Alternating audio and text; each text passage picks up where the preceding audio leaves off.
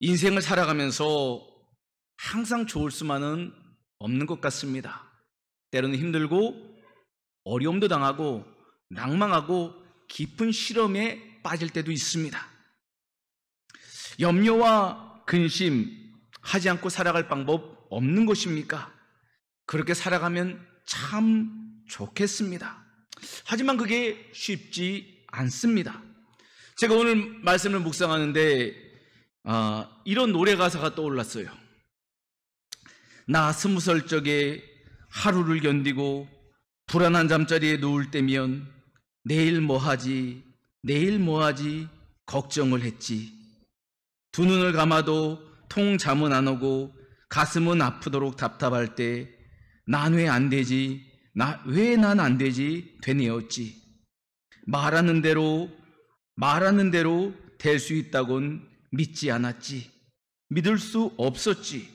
마음먹은 대로 생각한 대로 할 수 있단 건 거짓말 같았지. 고개를 저었지.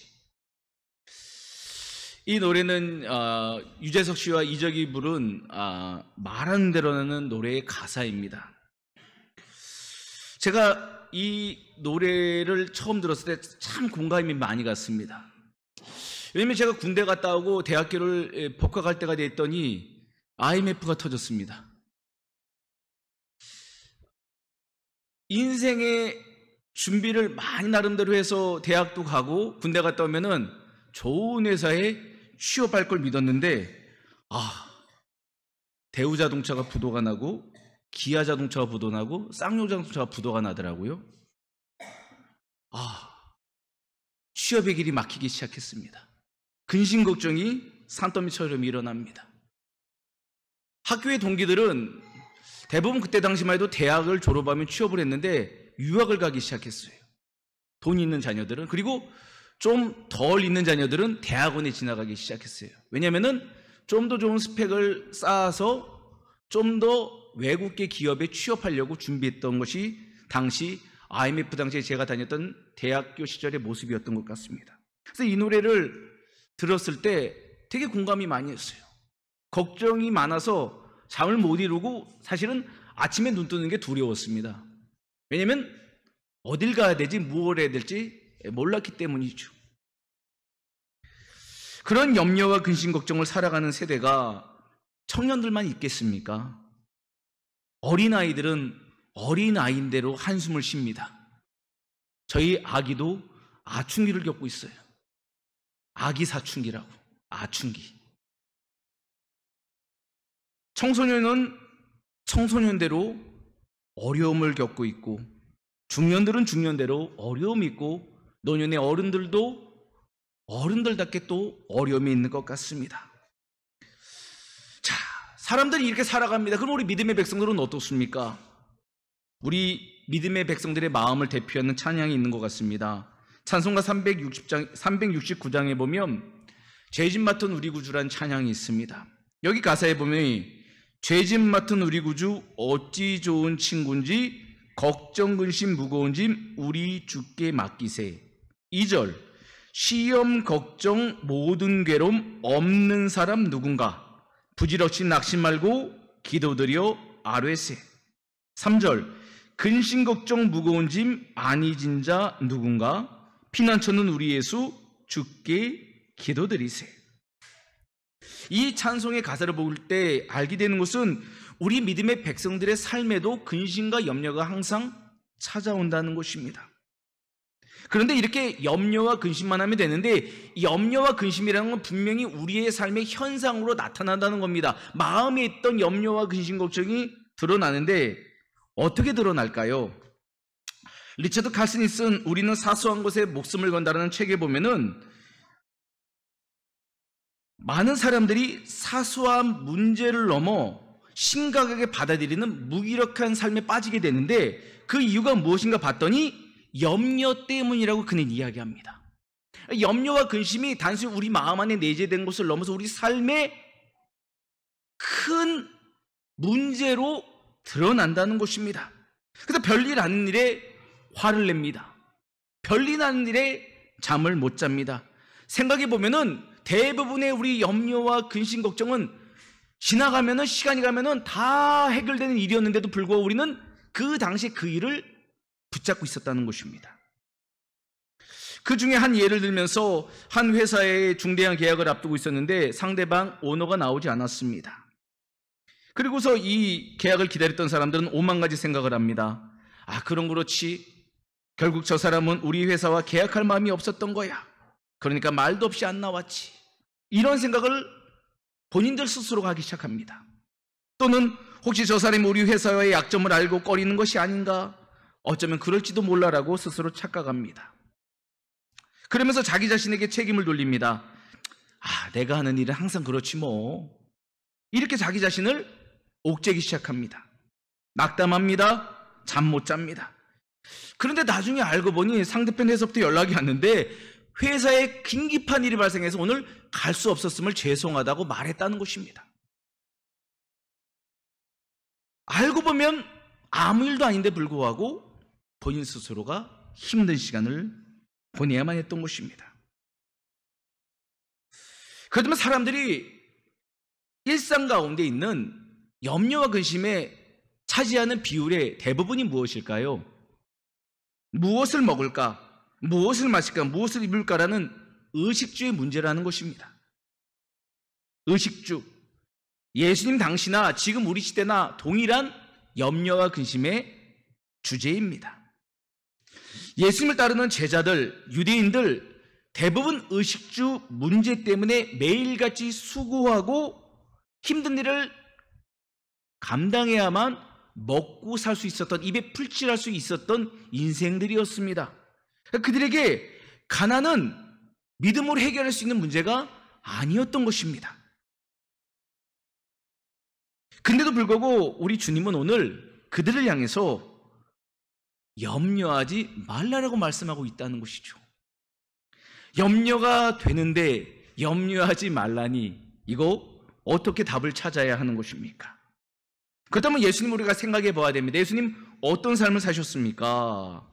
예수님은 농사도 짓지 않으셨습니다. 예수님은 머리 둘 곳도 없는, 집 한 칸 없는 나그네 인생이셨습니다. 예수님은 유대 지도층들과 군중들의 위협과 겁박 속에서 살아가셨지만 평안을 잃지 않으셨던 분이었던 것입니다. 다른 말로 예수님에게는 염려가 존재하지 않았던 것이죠. 어떻게 예수님은 염려를 이길 수 있었을까요? 오늘 예수님의 말씀을 함께 살펴보면서 우리가 염려하지 않는 비결을 함께 배우는 이 시간 되기를 바랍니다. 자, 오늘 말씀 가운데서는 염려하지 않기 위해서 무엇을 말씀하시는가? 바로 하나님께서 돌보신다는 사실을 믿으라고 말씀하고 계십니다. 염려와 걱정, 근심이 몰려올 때마다 우리가 바라보고 생각해야 될 가치가 어디에 있어야 돼? 바로 하나님이 계시다는 것입니다. 그런데 예수님은 목숨과 몸을 위해 먹을 것과 입을 것을 염려하지 말라고 말씀하셨습니다. 염려하다는 말은 나누어지다, 분열된다라는 의미가 담고 있습니다. 그러니까 염려는 한마디로 말해서 하나님께 향하는 우리 마음이 나눠지는 것이 염려입니다. 하나님께 우리 마음을 온전히 드리지 못하게 하는 게 염려의 현상이라는 것이죠. 이전 하나님을 예배하러 나온 성도 여러분 가운데 무엇인가 예배를 마치고 해야 될 일로 인해서 염려하고 계시다면 지금 예배자의 마음이 온전하게 하나님께 나아갈 수 없다는 거예요. 왜냐하면 마음이 나누어져 있기 때문입니다. 하나님을 향한 마음이 나눠졌다는 건 무엇일까요? 하나님을 온전히 신뢰하지 못한다는 현상입니다. 하나님 앞에 서긴 섰지만 하나님을 신뢰하지 못하면 지금 우리가 예배드리고 있다는 게 바로 염려의 결과물이라는 것입니다. 그래서 주님은 우리가 아는 의식주에 관한 염려가 정말 필요한가에 대해서 묻고 계신 겁니다.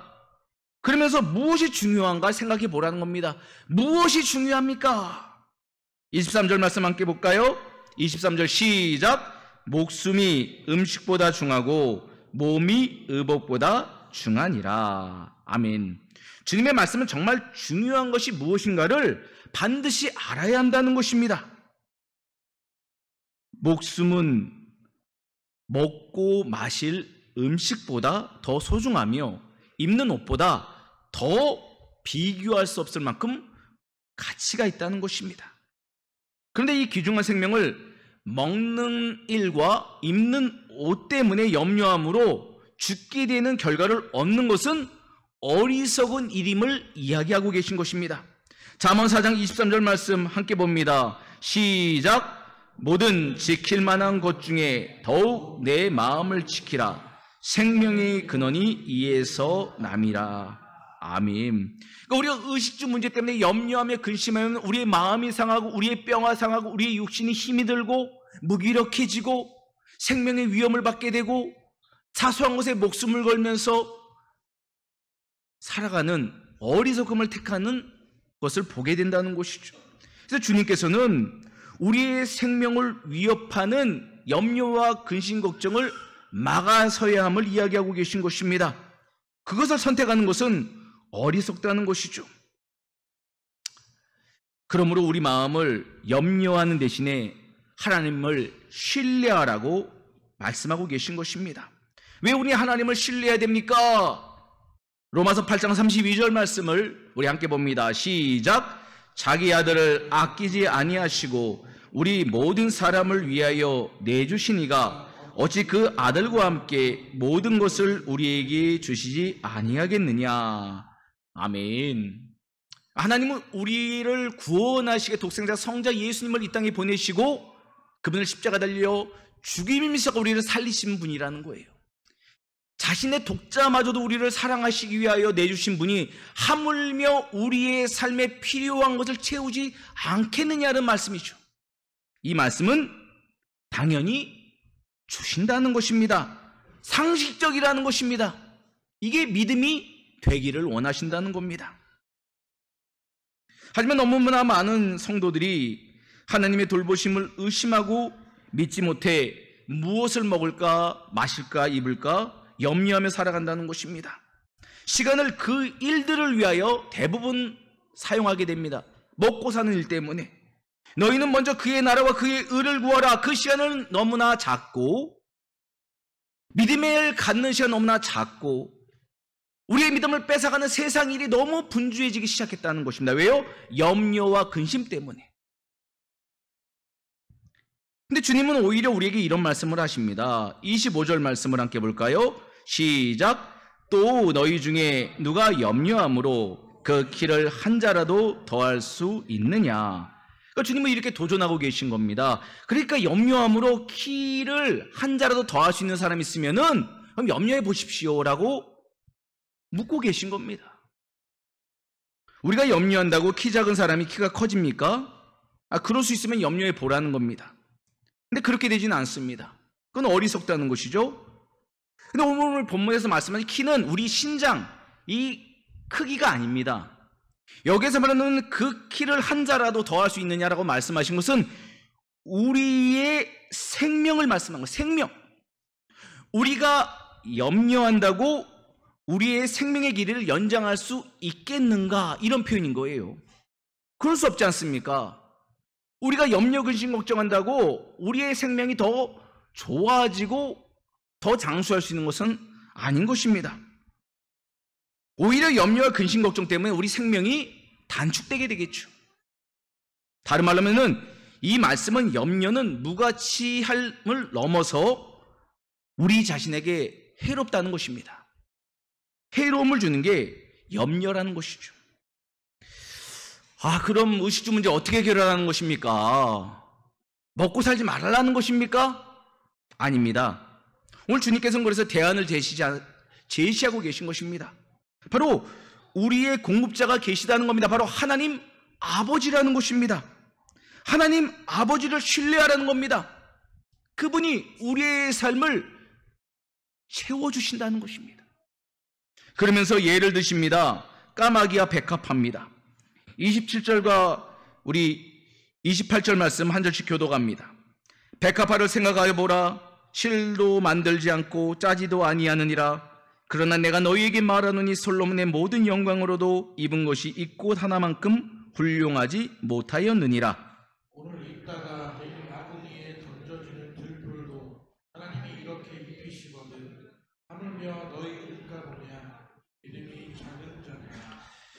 주님께서는 이해가 안 되는 제자들을 향해서, 자신을 따르는 유대인들을 향해서 지금 비유적으로 설명하고 계신 것입니다. 까마귀를 봐라. 심지도 않고 거두지도 않고 창고도 없어. 저축하지 않는다는 겁니다. 그런데도 불구하고 부정한 짐승입니다. 그런데도 부정한 짐승도 하나님은 돌보고 계시다는 거예요. 백합화는 길거리 흔한 꽃 중에 하나에 불과합니다. 쉽게 말하면 잡초 같은 거예요. 그래서 이 백합화는 가치가 없어서 그냥 잘라서 그냥 아궁이에 던져버리는 땔감에 불과했다는 것입니다. 근데 그 백합화를 보라는 겁니다. 솔로몬이 입은 옷의 영광보다도 이 꽃 하나만큼 못하다는 것이죠. 비교적으로 설명하고 계신 거예요.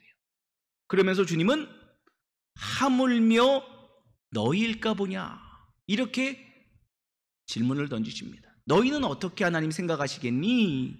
너희는 까마귀와 백합화보다 더 존귀한 하나님의 자녀라는 것입니다. 근데 너희들의 삶을, 너희들의 의식주를 하나님 책임지지 않겠는가? 걱정하지 말라는 겁니다. 걱정하지 말라는 것입니다. 염려하지 말라는 것입니다. 근심하지 말라는 것입니다. 하나님을 믿으라고 주님은 말씀하고 계십니다. 그러면은 우리에게 무엇이 필요할까요? 바로 하물며 너희일까 보냐, 믿음이 작은 자들아. 이 부분을 우리가 묵상해야 됩니다. 하물며 생각해 보라는 겁니다. 그러면은 우리에게 하나님 의식주를 해결하는데 말씀하셨는데 무엇이 문제인가? 문제는 하나님이 문제가 아니라 우리가 문제라는 거예요. 이 말씀은 무엇이 우리의 문제입니까? 믿음, 우리의 믿음이 문제라는 겁니다. 믿음이 없다고 말씀하지 않으셨습니다. 믿음이 작다고 말씀하셨어요. 작다고. 주님이 그래서 안타까워 계신 것입니다. 믿음의 백성들이 믿음의 부요한 자가 되고 영적 거인이 되어서 하나님의 나라를 경험하고 통로가 되어야 되는데 영적인 소인배가 돼버린 거예요. 작은 일에도 시험 들고 걸려 넘어지고 시기 질투하고 미워하고 가문이설하고 거짓 증거하고, 작은 믿음으로 하나님을 기쁘시게 할 수 없다는 겁니다. 그래서 주님은 하나님께 내어 맡김을 통해서 큰 믿음의 소유자가 되라고 말씀하고 계신 겁니다. 그렇다면 왜 사람들은 자꾸 믿는다 하지만 자꾸 왜 하나님을 신뢰하지 못할까요? 믿음의 영역을 자꾸 교회의 영역으로만 가둬두기 때문인 거예요. 우리가 신앙생활하면 교회 간다고만 생각합니다. 신앙생활은 신앙과 삶, 라이프가 분리되는 게 아니라 신앙, 교회 생활과 우리 일상, 가정, 직장, 우리 모든 취미와 친구들의 만남 전 우리의 삶을 신앙생활이라고 이야기하는 것입니다. 이중적 분리가 아니라 하나라는 것입니다.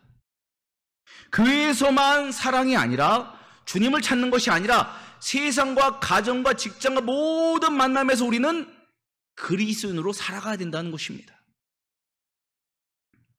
그럴 때 우리 믿음의 영역이 날마다 확장되어 가고 하나님의 돌보심과 다스림이, 능력이 우리 삶의 전 영역에 나타나는 것입니다.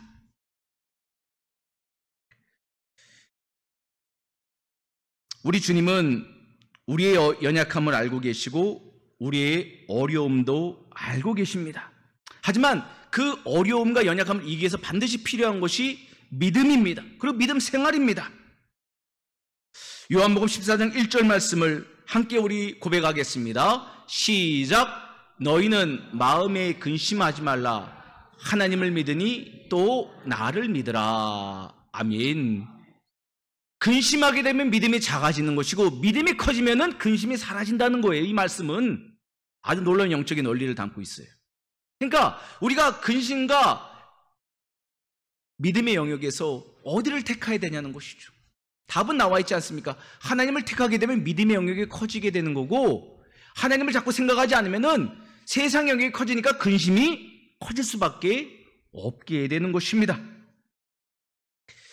그럼 우리가 이런 말씀 들을 때 손 놓고 있으면 되는 겁니까? 라고 생각하는 분도 계실 것 같습니다. 그러면 가만히 있으면 하나님이 다 주시면 목사님 일하지 말라는 겁니까? 그건 아닙니다. 말씀을 잘 들으셔야 됩니다. 공중의 새들도 가만히 앉아서 먹이가 생기기만을 기다리진 않습니다. 새들은 먹이를 구하기 위해서 쉬지 않고 열심히 일합니다. 애를 씁니다. 그렇지만 먹이를 찾아 나설 때 없을 것을 걱정하진 않는다는 거예요. 이 말은 우리의 삶에도 동일하다는 겁니다. 우리가 생계를 위해서 열심히 일찍 일어나고 늦게 노는 수고를 해야 되지만 걱정하지는 말라는 거예요. 오늘도 하나님께서 거래처를 열어주시고 직장 가운데 하나님께서 길을 열어주시고 우리 청년들의 삶 가운데 취업의 문을 열어주시고 우리 청소년들에게 꿈을 주시고 지식의 문을 열어주시고 하나님께서 하시기 원하신다는 거예요. 그러므로 우리는 오늘의 삶을 성실하게 살아가는 것이 중요한 덕목이라는 것이죠. 우리는 가끔 학생 시절에 이런 기도를 할 때가 있습니다. 주님, 오늘 시험인데 오늘 좋은 성적 받게 해주세요. 좋은 기도예요. 그러면은 전날까지는 공부를 했어야죠. 근데 전날까지는 공부를 안 하고 덮어놓고 주님만 찾고 있으니 주님이 얼마나 답답하실까요? 우리의 모습이 이럴 수 있다는 거예요. 직장이 필요합니까? 이력서를 제출하십시오. 공부를 잘하고 싶습니까?